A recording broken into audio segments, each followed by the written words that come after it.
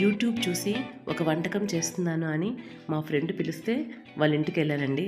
తీరా వెళ్తే అక్కడ చిట్టి చేపలతో ఒక స్నాక్ ఐటెం చేస్తుంది తను.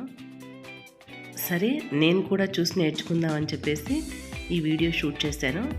ముందుగా ఆ చిట్టి చేపలను ఉప్పు పసుపు వేసి 2-3 సార్లు బాగా కడిగేసిందండి.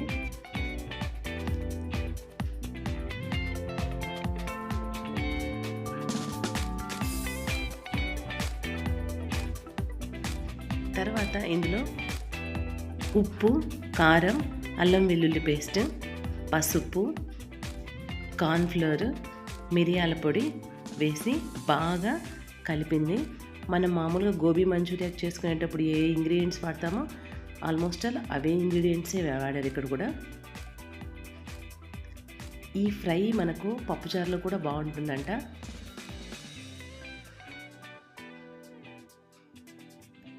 సీ ఫుడ్ దేనికైనా సరే మనం నిమ్మకాయ పిండాల్సిందే కదండి.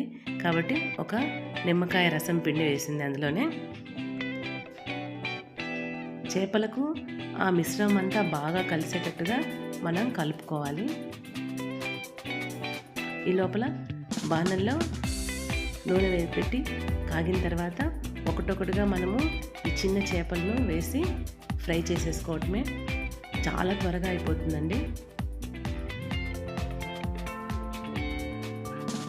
క్లీనింగ్ ప్రాసెస్ కూడా చేపలను మనకు పెద్దగా టైం పట్టదు. ఎందుకంటే వాటి మీద పెద్ద స్కిన్ ఏమి ఉండదు కదా.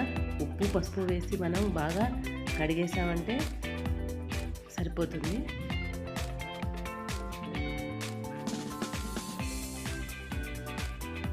ఊరికి మనము చేపలను కదుపుతూ ఉండకూడదండి.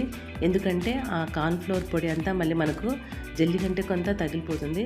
కాబట్టి వేగిన తర్వాత మాత్రమే వాటిని కదిపి తీసేయాలి.